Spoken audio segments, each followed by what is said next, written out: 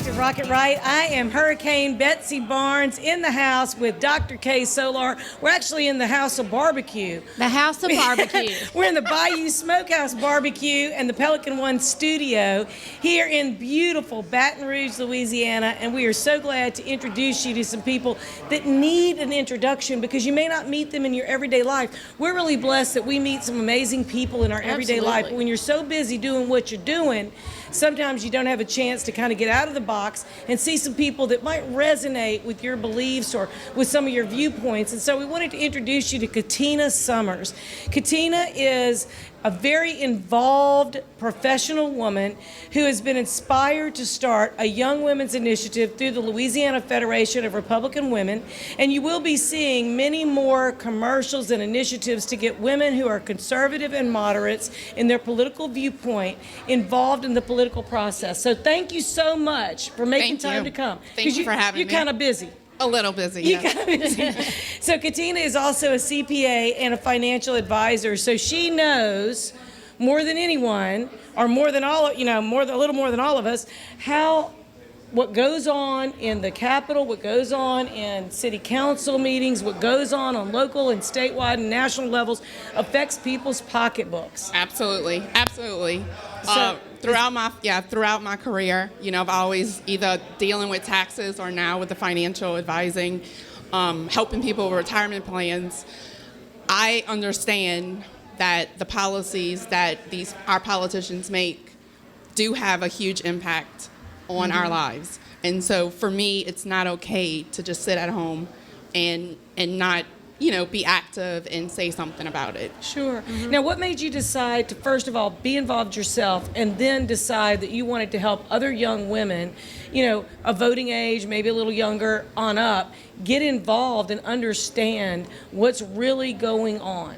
I think it comes to, just thinking about comparing myself to my friends. We all very busy, obviously, wake up in the morning, you're dealing with kids, work, husband, dogs, cleaning house maybe sometimes. And no one makes time for getting involved in these policies that are going to change the future for our children. That's right. And so for me, it was definitely all about my son first, And how old is he now? He's 6. Yeah. Baseball star too. Yeah. But so that's kind of, it's just, again, I'm the only one probably out of my close ring of friends that is so involved, and they admire what I do and they admire my voice that I have for them. But it is hard to get their attention or just to realize that we need to spend time and getting involved. It's so busy. It's so easy to get caught up in your day-to-day life and the things that you have to do and not focus on the things that you need to do to kind of help protect your future. That's right. Absolutely.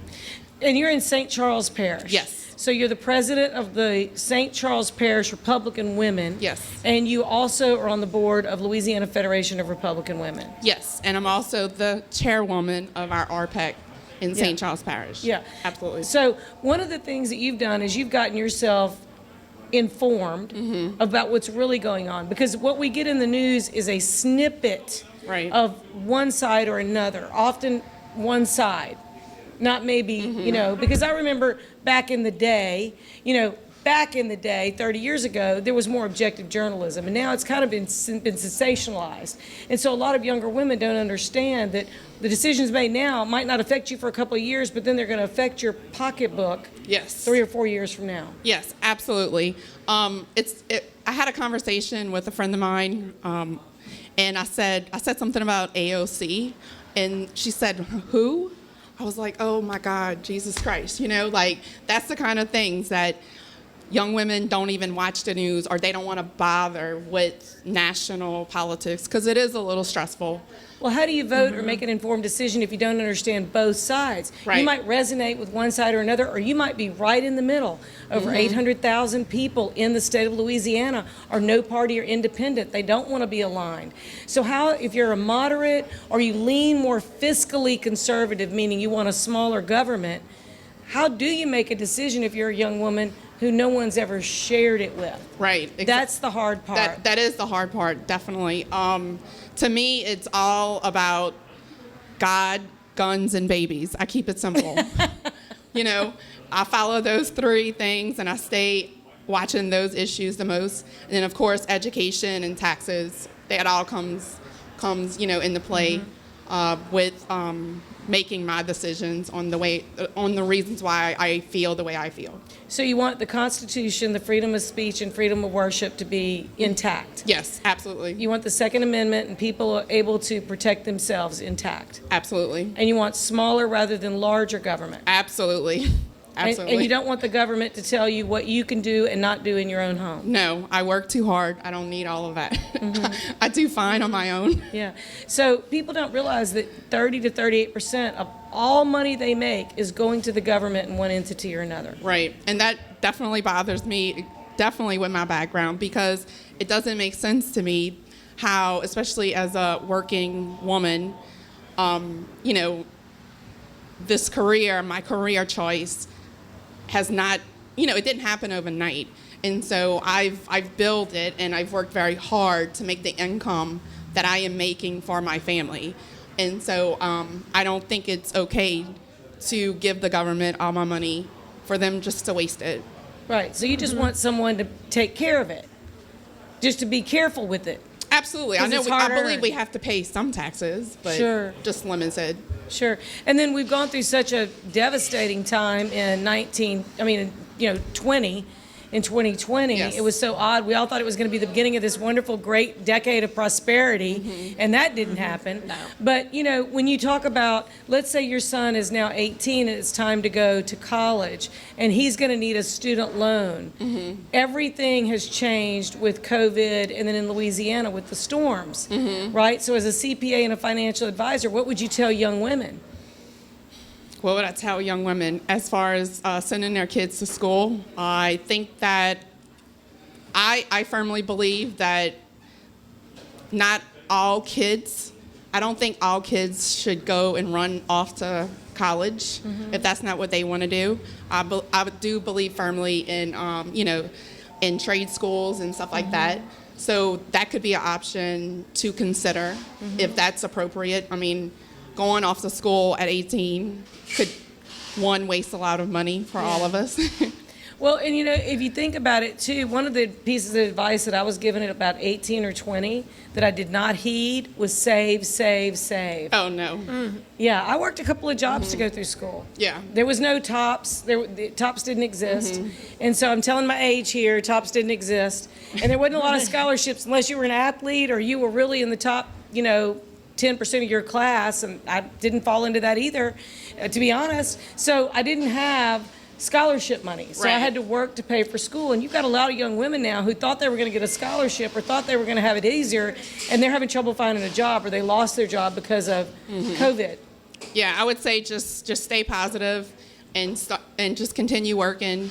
I don't think anything that comes easy or any government grant money that, I guess what I'm trying to say is working hard towards a goal and maybe paying your own way, you're going to appreciate it in the long run. So it always ends up with a better return. What made you decide to do the Young Women's Initiative? We definitely have noticed the lack of young women in our federation with LFRW. And so after Miss Wanda had won 2 years ago, our president, we kind of talked about it, and she was very excited. So we know that there are young women out there who have reached out to me. They there. So we just need to get them engaged. And once we get them engaged, like we have a new club in Franklin that just started up again, and not all, but a lot of the board members are all young women. So that is very encouraging. So they are there. So young women just need to get informed, not necessarily, we're not pushing that they espouse to these particular views, we're pushing that they get informed. We push Informed. Informed. And involved. Because Involved. At the end of the day, I believe that with the information and being informed will lead them to me at the LFRW. Yeah. So a couple of statistics that are kind of important for people to know, and especially if you're a young person and you're watching this, you might not know that you have 4.65 million people living in this state with you. That's a lot of people. 1.73 million households are in our state. 51% are female of the people that live in Louisiana.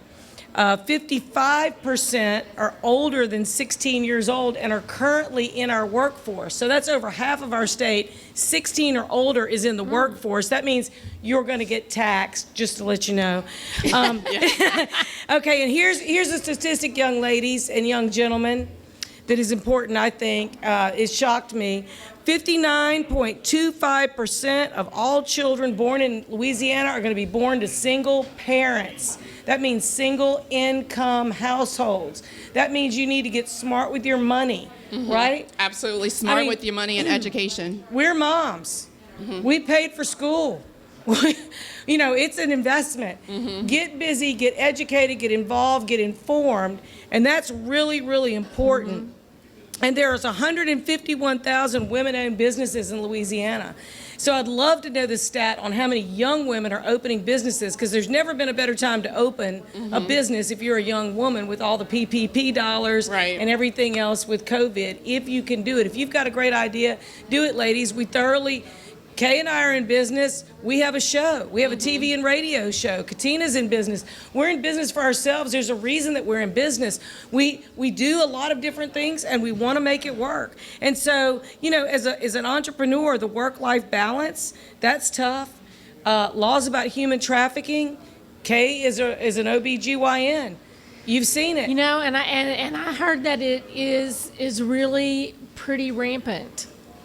In Louisiana, because we have the I-10 corridor going right down here, and I didn't realize that we were such a hot spot. Those are just a few of the topics. And that also means that women need to be very careful, and you always need to be aware of your surroundings. Right. That's right.